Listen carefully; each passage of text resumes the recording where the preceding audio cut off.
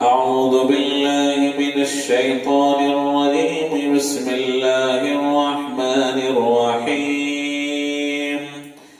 لا أقسم بهذا البلد وأنت حل بهذا البلد ووالد وما ولد لقد خلقنا الإنسان في كبد. سورة البلد مکی سورت ہے، 20 آیتیں، 1 رکوع، 82 کلمے، 320 حرف ہیں۔ شروع کرتا ہوں اللہ کے نام سے جو بڑے مہربان نہایت رحم والے ہیں۔ میں قسم کھاتا ہوں اس شہر مکہ کی اور آپ کو اس شہر میں لڑائی حلال ہونے والی ہے۔ بعض حضرات نے اس کا ترجمہ یہ کیا ہے، مجھے اس شہر کی قسم کہ اے محبوب تم اس شہر میں تشریف فرما ہو۔ اس آیت سے معلوم ہوا کہ یہ عظمت مکہ مکرمہ کو سید عالم صلی اللہ علیہ وسلم کی رونق افروزی کی بدولت حاصل ہوئی، اور تمہارے باپ ابراہیم کی قسم اور اس کی اولاد کی کہ تم ہو، بے شک ہم نے آدمی کو مشقت میں رہتا پیدا کیا۔ ایک قول یہ بھی ہے کہ والد سے جناب محمد الرسول اللہ صلی اللہ علیہ وسلم اور اولاد سے آپ کی امت مراد ہے۔ ساری اولاد کے باپ سے مراد آدم علیہ السلام ہیں۔ اس اعتبار سے آدم اور بنی آدم سب کی قسم ہوئی۔ ہم نے انسان کو بڑی مشقت میں پیدا کیا ہے، چنانچہ عمر میں کہیں مرض میں، کہیں رنج میں، کہیں فکر میں اکثر اوقات مبتلا رہتا ہے، اور اس کا مقتضا یہ تھا کہ اس میں عجز و انکساری، عاجزی پیدا ہو، اور اپنے کو اللہ رب العزت کے حکم کے تابع سمجھ کر مطیع و فرما بردار ہو۔ لیکن انسان کافر کی یہ حالت ہے کہ وہ بالکل خدا کو بھول جاتا ہے۔ أَيَحْسَبُ أَن لَّن يَقْدِرَ عَلَيْهِ أَحَدٌ يَقُولُ أَهْلَكْتُ مَالًا لُبَدًا۔ کیا وہ یہ خیال کرتا ہے کہ اس پر کسی کا بس نہ چلے گا، اور کہتا ہے کہ میں نے اتنا وافر مال خرچ کر ڈالا؟ یعنی اللہ کی قدرت سے اپنے کو خارج سمجھتا ہے جو اس قدر بھول میں پڑا ہے۔ ایک تو شیخی بگاڑتا ہے، پھر عداوت رسول صلی اللہ علیہ وآلہ وسلم اور اسلام کی مخالفت میں اپنی زندگی گزارنے کو ہنر سمجھتا ہے، پھر جھوٹ بھی بولتا ہے کہ اس کو مال کثیر بتلاتا ہے۔ بعض مفسرین نے انسان کو مشقت میں پیدا کیے کی تفسیر میں ماں کے حمل کی تاریکی، ولادت کے وقت تکلیف اٹھانا، دودھ پینے، دودھ چھوڑنے، کسب معاش اور حیات و موت کی مشقت کو برداشت کرنا بھی بتلایا ہے۔ أَيَحْسَبُ أَن لَّن يَقْدِرَ عَلَيْهِ أَحَدٌ، کیا آدمی یہ سمجھتا ہے کہ ہرگز اس پر کوئی قدرت نہیں پائے گا؟ بعض مفسرین نے لکھا ہے کہ یہ آیت ابو الاشد وسید بن کلدہ کے حق میں نازل ہوئی۔ وہ نہایت قوی اور زور آور تھا، اور اس کی طاقت کا یہ عالم تھا کہ چمڑا پاؤں کے نیچے دبا لیتا تھا، 10 آدمی اس کو کھینچتے اور وہ پھٹ کر ٹکڑے ہو جاتا، مگر جتنا اس کے پاؤں کے نیچے ہوتا ہرگز نہ نکل سکتا۔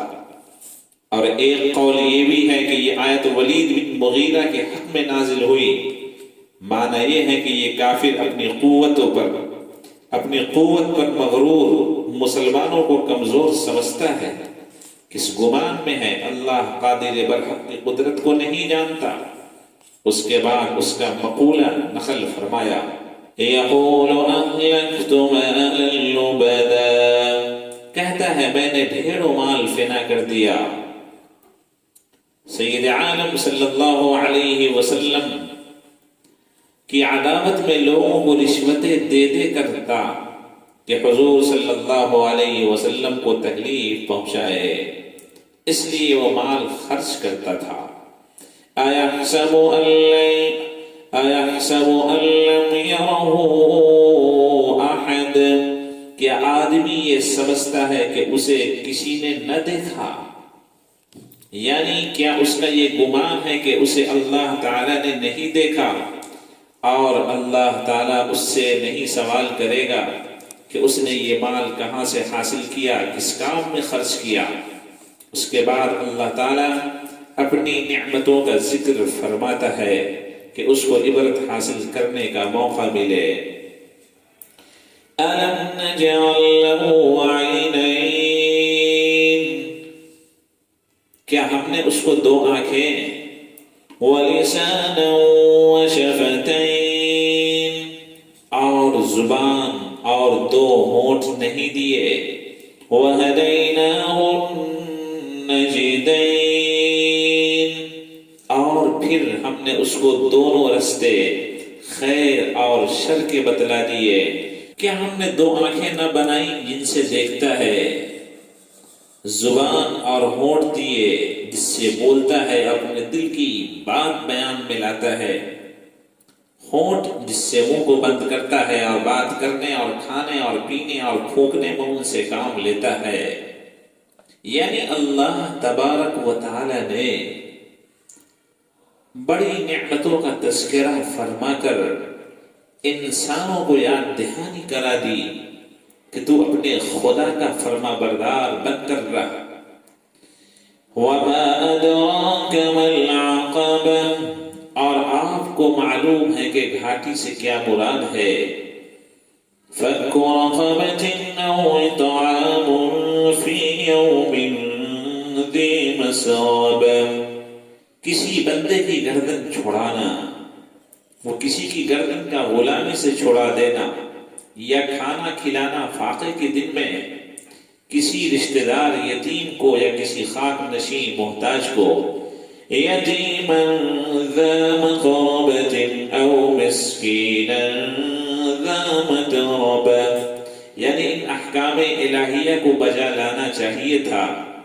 ثم كان من الذين آمنوا وتواصوا بالصبر وتواصوا بالمرحمة، پھر سب سے بڑھ کر یہ کہ ان لوگوں میں سے نہ ہوا جو ایمان لائے اور ایک دوسرے کو ایمان کی پابندی کی فہمائش کی، وتواصوا بالصبر وتواصوا بالمرحمة، ایک دوسرے کو ایمان کی پابندی کی فہمائش کی اور ایک دوسرے کو مخلوق کے ساتھ رحم کرنے کی یعنی ترک ظلم کی فہمائش کی۔ حدیث شریف میں ہے کہ یتیموں اور مسکینوں کی مدد کرنے والا، جہاد میں سعی کرنے والے اور بے تکان شب بیداری کرنے والے اور ہمیشہ روزہ رکھنے والے کی طرح ہے۔ یعنی یہ تمام عمل جب مقبول ہیں کہ عمل کرنے والا ایماندار ہو، اور جب ہی اس کو کہا جائے گا کہ گھاٹی میں کودا، اور اگر ایماندار نہیں تو کچھ بھی نہیں۔ ثم كان من الذين آمنوا وتواصوا بالصبر وتواصوا بالمرحمة أولئك أصحاب الميمنة، یہی لوگ داہنے والے ہیں۔ والذین کفروا بآیاتنا هم اصحاب المشأمة، داہنے والے سے مراد جن کے نامہ اعمال داہنے ہاتھ میں دیے جائیں گے اور عرش کے داہنے جانب سے جنت میں داخل ہوں گے۔ والذین کفروا بآیاتنا هم اصحاب المشأمة، اور جنہوں نے ہماری آیتوں سے کفر کیا وہ بائیں طرف والے ہیں، یعنی ان کے نامۂ اعمال بائیں ہاتھ میں دیے جائیں گے اور عرش کے بائیں جانب سے جہنم میں داخل کیے جائیں گے۔ علیہم نار مؤصدہ، ان پر آگ ہے کہ اس میں ڈال کر اوپر سے بند کر دی گئی، یعنی ان پر آگ محیط ہوگی، گھیرے ہوئی ہوگی، جس کو بند کر دیا جائے گا۔ یعنی دوزخیوں کو دوزخ میں بھر کر آگے سے دروازہ بند کر دیں گے، کیونکہ خلود کی وجہ سے نکلنا تو ملے گا ہی نہیں، کہ نہ اس میں باہر سے ہوا آ سکے، نہ اندر سے دھواں باہر جا سکے۔ اللہ تبارک و تعالی ہم سب کو نیک اعمال کی توفیق عطا فرمائے۔